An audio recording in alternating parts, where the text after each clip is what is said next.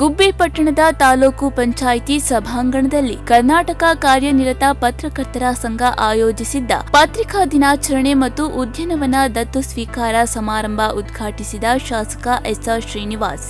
ಗುಬ್ಬಿ ಪಟ್ಟಣದ ಕುವೆಂಪು ನಗರದಲ್ಲಿ ಉದ್ಯಾನವನ ದತ್ತು ಸ್ವೀಕಾರ ಕಾರ್ಯಕ್ಕೆ ಸರ್ಕಲ್ ಇನ್ಸ್ಪೆಕ್ಟರ್ ರಾಘವೇಂದ್ರ ಸಸಿ ನೆಡುವ ಮೂಲಕ ಚಾಲನೆಯನ್ನ ನೀಡಿದ್ರು.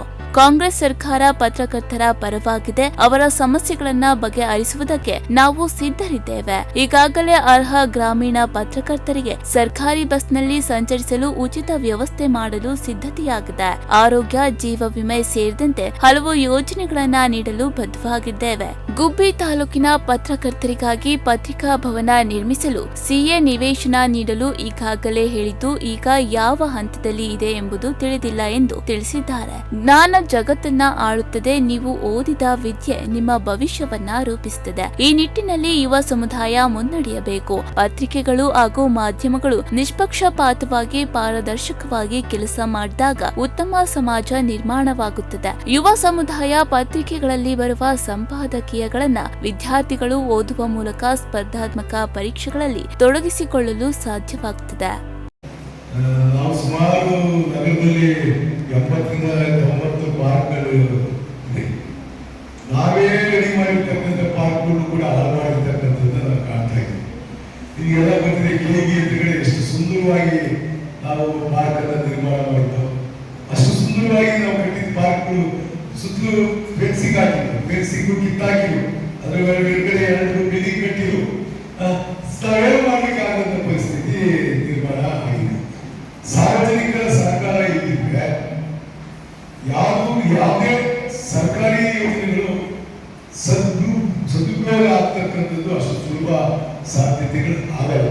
ಅದಕ್ಕೋಸ್ಕರ ಎಲ್ಲರ ಹೊಣೆಗಾರಿಕೆಯನ್ನು ಕನ್ನಡ ಸಾಹಿತ್ಯ ಪರಿಷತ್ ಅಧ್ಯಕ್ಷ ಯತೀಶ್ ಮಾತನಾಡಿ, ಪತ್ರಿಕಾ ದಿನವನ್ನ ಮೇ 3ರಂದು ಅಂತಾರಾಷ್ಟ್ರೀಯ ಮಟ್ಟದಲ್ಲಿ ಆಚರಣೆ ಮಾಡಲಾಗುತ್ತದೆ. ಕರ್ನಾಟಕದಲ್ಲಿ ಜುಲೈ 1ರಂದು ಆಚರಣೆ ಮಾಡಲಾಗುತ್ತದೆ. ಪ್ರಜಾಪ್ರಭುತ್ವ ವ್ಯವಸ್ಥೆಯಲ್ಲಿ ಪತ್ರಿಕೆಗಳ ಮಹತ್ವ ದೊಡ್ಡದು. ಸಮಾಜದ ಹಂಕು ಡೊಂಕುಗಳನ್ನ ನಿರ್ಭೀತಿಯಿಂದ ಬರೆಯುತ್ತವೆ. ಪ್ರತಿಯೊಬ್ಬರೂ ಮನೆಗೆ ದಿನಪತ್ರಿಕೆಗಳನ್ನ ಹಾಕಿಸಿಕೊಳ್ಳಬೇಕು. ಪತ್ರಿಕೆಗಳನ್ನ ಓದುವುದರಿಂದ ಭಾಷೆಯ ಮೇಲೆ ಹಿಡಿತ ಸಾಧಿಸಲು ಸಾಧ್ಯವಾಗುತ್ತದೆ. ಕರ್ನಾಟಕದಲ್ಲಿ ಪ್ರತಿ ವರ್ಷ ಜುಲೈ 1ನೇ ತಾರೀಕು ನಾವು ಪತ್ರಿಕಾ ದಿನಾಚರಣೆಯನ್ನ ಆಚರಣೆ ಮಾಡ್ತಾ ಇರ್ತಕ್ಕಂಥದ್ದು ಗೊತ್ತೇ ಇದೆ. ಯಾಕೆ ಆಚರಣೆ ಮಾಡಬೇಕು ನಾವು ಪತ್ರಿಕಾ ದಿನಾಚರಣೆಯನ್ನ? ತಮಗೆಲ್ಲ ಗೊತ್ತಿರಲಿ, ಹೇಳಿದ್ರು, ಯಾವುದೇ ಸಂಬಳ ಸಾರಿಗೆ ಇಲ್ಲದೆ ಪತ್ರಕರ್ತರು ಇಡೀ ದೇಶಕ್ಕಾಗಿ ದುಡಿತಾರೆ ಇರ್ತಕ್ಕಂಥದ್ದು ತಮಗೆಲ್ಲ ಗೊತ್ತೇ ಇದೆ. ಏನೋ ಪತ್ರಿಕೆಗಳು ಸಮಾಜದ ಕನ್ನಡಿ ಅಂತ ಹೇಳ್ತಾರೆ. ಸಮಾಜದಲ್ಲಿ ಆಗುವಂತಹ ಎಲ್ಲವುಗಳನ್ನ ನಿರ್ಭೀತೆಯಿಂದ ನಿಷ್ಪಕ್ಷಪಾತವಾಗಿ ನಿಸ್ಸಂದೇಹಯುಕ್ತವಾಗಿ ನಿರ್ಭೀತೆಯಿಂದ ಪ್ರಕಟಿಸುವಂತವ್ರು ಯಾರಾದ್ರೂ ಇದ್ರೆ ಅದು ನಿಜವಾದಂತಹ ಪತ್ರಕರ್ತರು.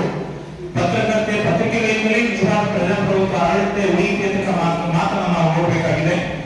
ಇನ್ನು ಸಿಪಿಐ ರಾಘವೇಂದ್ರ ಮಾತನಾಡಿ, ಪೊಲೀಸರು ಹಾಗೂ ಪತ್ರಕರ್ತರು ಸಮಾಜದ 2 ಕಣ್ಣುಗಳಿದ್ದಂತೆ ಒತ್ತಡದ ನಡುವೆ ಕೆಲಸ ಮಾಡ್ತಾರೆ. ಪತ್ರಕರ್ತರಿಗೆ ಎಲ್ಲಾ ರೀತಿಯ ಸಹಕಾರ ನೀಡಲಾಗುವುದು.